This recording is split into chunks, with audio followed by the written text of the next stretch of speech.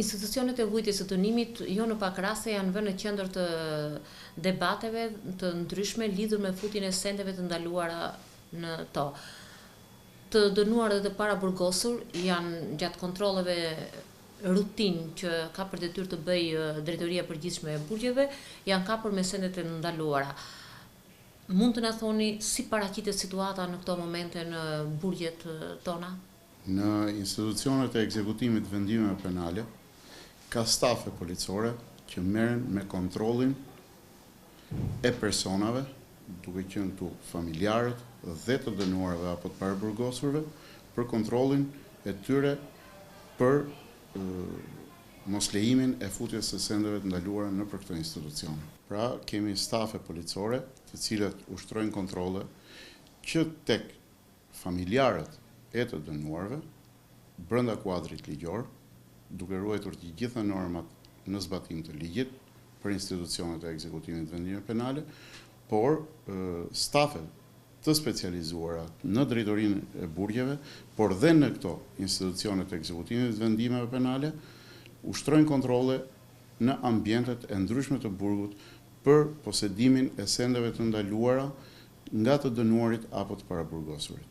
Pra, ka një skem të mirë përcaktuar nga Drejtoria e Përgjithshme e Burgjeve për kontrollin e të dënuarve dhe paraburgosurve, si dhe familjarëve, apo kryet një kontroll rutinë? Pikë së pari duhet të sqarojmë që e gjithë puna e policisë burgjeve mbështetet në ligje dhe në akte të ndryshme në ligjore. Kjo ka të bëjë dhe me kontrollet që ushtrohen nëpër institucion. Këto kontrolle janë kontrolle periodike të rregullta dhe në kohë dhe në momente të caktuara. Por ka dhe kontrolle që ushtrohen mbështetur në informacione të ndryshme ku ne ushtrojmë kontrolle në aty ku vjen dhe informacione. Nga merren informacionet dhe si vinë ato tek ju për persona të caktuar? Informacionet mund të vinë nga forma dhe nga mënyra nga më të ndryshme.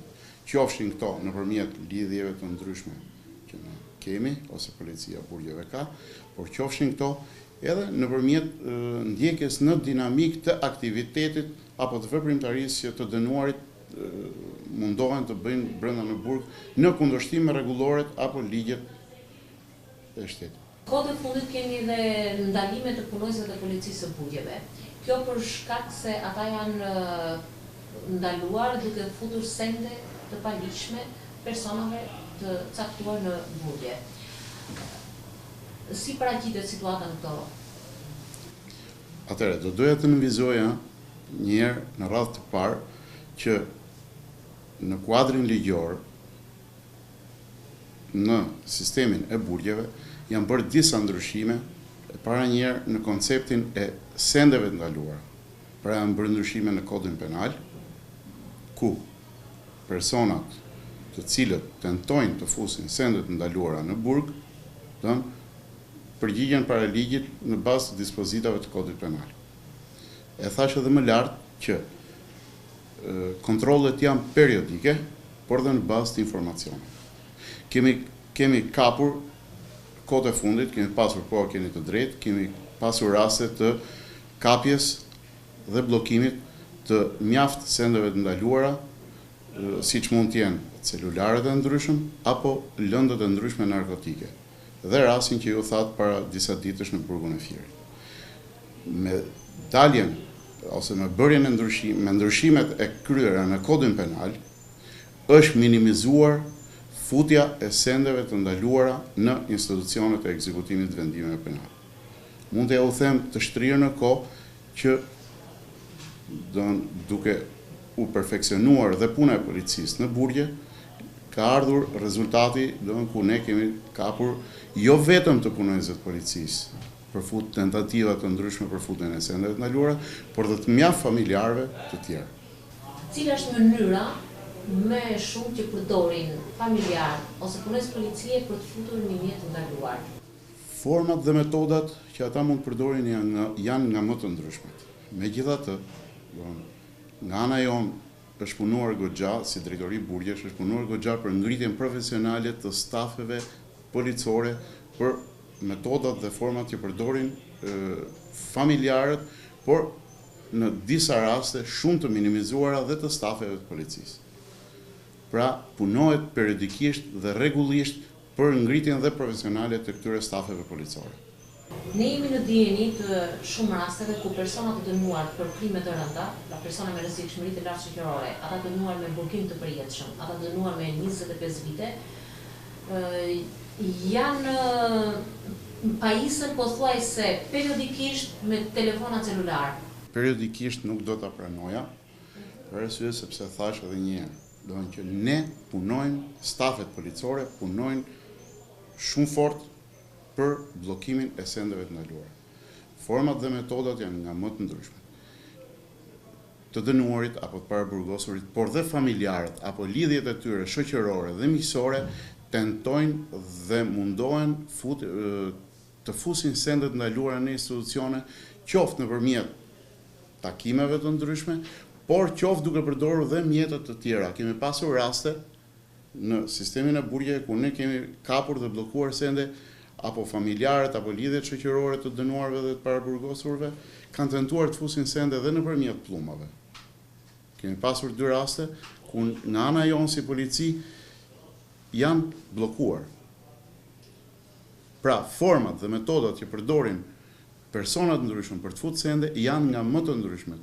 Ne normalisht punojmë fuqimisht për bllokimin e këtyre sendeve. Kjo është një punë që bëhet prej vitesh në institucionet e mbrojtjes së dënimit.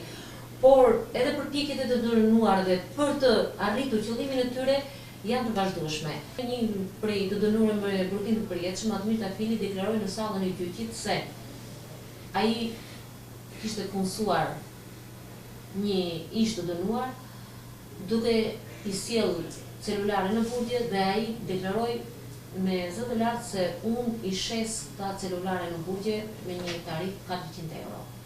Duke qenë se ju jeni institucioni që merrni direkt informacione për to ngjarje, a keni dijeni që është e vërtet mund të ndodhë një gjë e tillë në burgjet tona? Tentohet goxha për futjen e sendeve të ndaluara. Rezultati është një punë goxha e madhe nga ana jonë. Megjithatë, këto tentativa janë dhe kundrejt pagesave të ndryshme. Megjithatë, e ripërsëris edhe një herë që të dënuarit tentojnë të fusin sendet ndaluara dhe normalisht ne kemi për detyrë bllokimin apo parandalimin apo bllokimin e këtyre sendeve ndaluara për të futur brenda nëpër institucione.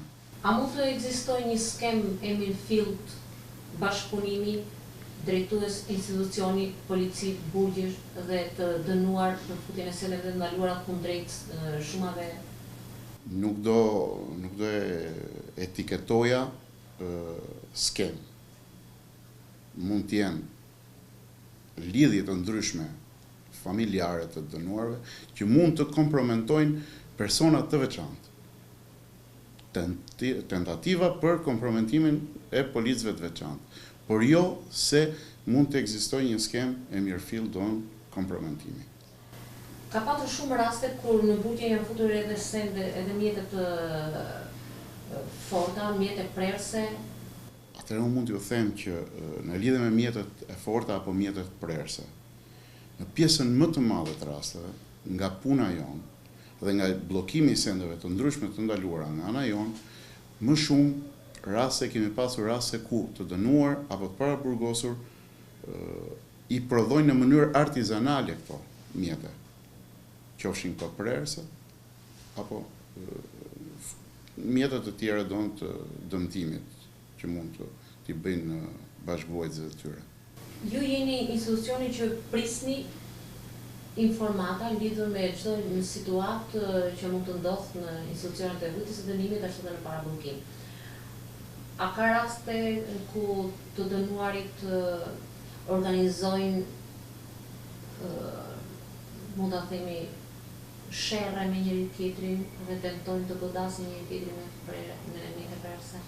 Normalisht, raste edhe kemi patur të veprime të grindje të ndryshme të dënuar. Por, më shumë rastet janë të grindjeve në për ambiente, në për dhoma, në dhomat e tyre, ku konfliktet që mund të lindin nërmjet të dënuarve janë konfliktet të çastit.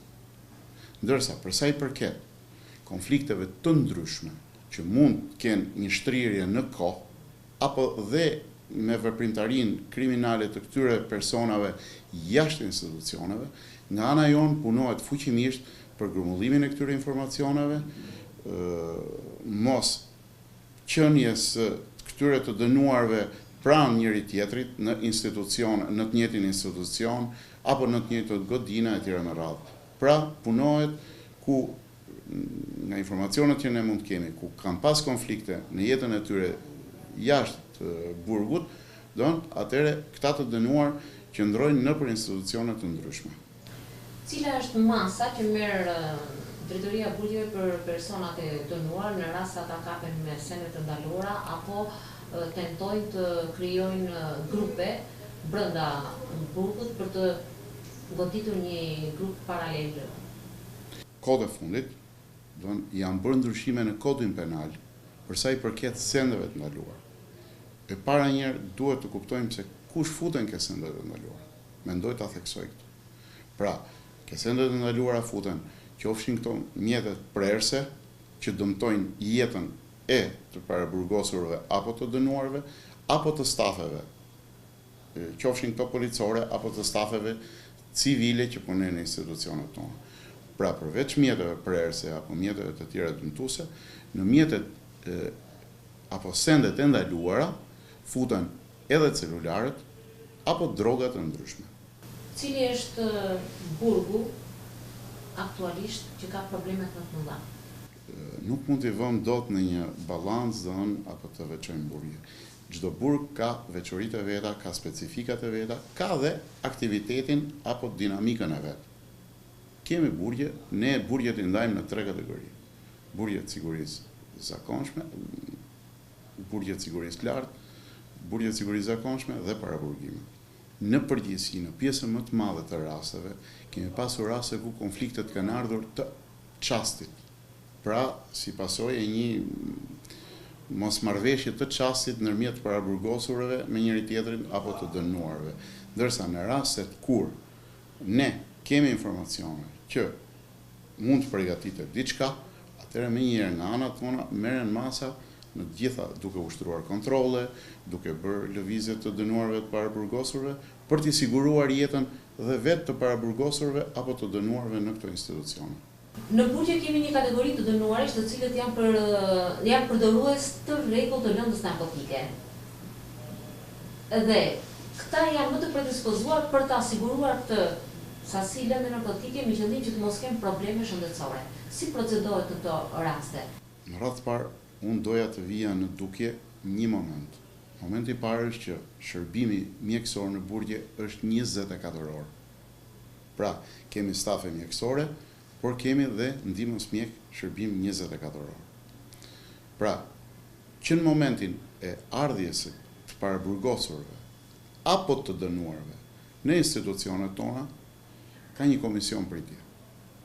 Ku ky komision pritje përbëhet nga përveç personelit policor, juristëve, punonjësve social dhe mjekëve. Pra, çdo punonjës në këtë komision ndjek dinamikën dhe aktivitetin e këtij paraburgosur duke i drejtuar pyetje për fushat e tyre. Në rastin konkret, kur kemi raste të personave të cilët janë përdorues të ndryshëm të drogave, në shkallë dhe nivele të ndryshme të përdoruesve, se mund të kemi edhe përdorues që kanë përdorur droga të lehta, por kemi edhe përdorues që mund të kenë përdorur droga të rënda. Atëherë, menjëherë, stafet mjekësore, pra nga i pyetësor paraprak që bëjnë ndaj të paraburgosurve apo të dënuarve, menjëherë ata vendosin dhe marrin shumë masave përsa i përket aspektit shëndetësor, duke i dhënë mjekime të ndryshme, duke i çuar nëpër vizita të ndryshme në spitale civile apo në qendra të ndryshme shëndetësore. Këta persona normalisht e kanë e kanë kërkesë të tyre të brendshme, don marrjen e këtyre dozave. Por thash edhe një herë, të gjithë të paraburgosur, disa të paraburgosur apo të dënuar tentojnë të fusin sendet ndaluara, siç mund të jetë rasti i bimëve apo i drogave të ndryshme. Kjo është pjesë e punës tonë, pasaj që ne mundohemi t'i bllokojmë në kohë këto lloj drogash, siç u përmenda pak më parë dhe rastin e dy punonjësve të policisë në burgun e Fier. A futet kokainë në burje? Nuk kemi pasur raste të tentativave të futjes së kokainës. Kemi pas raste nga bllokimet e ndryshme që kemi bërë, kemi pas raste të bllokimit të drogave të lehta. Kemi një numër, një shifër konkrete se sa është numri përdorësve të drogës që ne kemi aktualisht në burje? Ato janë pjesë e statistikave që i ka sektori i shëndetësisë, megjithatë ne kemi evidenca të sakta ku përveç anës mjekësore, këta përdorues apo këta të paraburgosur e të dënuar që mund të jenë përdorues, mbahen në kontroll të vazhdueshëm përveç stafeve mjekësore dhe nga stafet e policisë. Dy punonjësit e policisë që u arrestuan në Fier 2 ditë më parë, e bënin të punë, ishte rasti i parë i këtyre që tentuan të fusin lëndë narkotike në punë, apo e kishin të vazhdueshëm të punë dhe kundrejt një shumë të caktuar? Natyrisht, ne punojmë në të gjitha format ligjore për të parandaluar dhe bllokuar tentativat të ndryshme të futjes së sendeve të ndaluara. Qofshin edhe në raste me që flasim për rastin e dy punonjësve të policisë në burgun e Fierit. Rast konkret. Rasti pra konkret ka qenë me informacione të sakta. Këto informacione thash të marra jashtë burgut. Pra është punuar që jashtë. Dhe u arrit ai rezultat që kemi pasur thash edhe rezultate të tjera të bllokimit të sendeve apo të drogave të ndryshme. A mos janë të detyruar të punojnë policie për ta kryer të punë jashtë funksionit të tyre, duke qenë se kanë një pagë shumë të ulët, a mos janë të ndikuar nga kjo? Duke u nisur nga pyetja juaj, unë do preferoja një herë në radhë parë që çdo punonjës policie duhet të jetë i nderuar për detyrën që bën. Pagesa është një veprim tjetër i domosdoshëm, natyrisht, por nuk besoj se është pjesa e pagesës.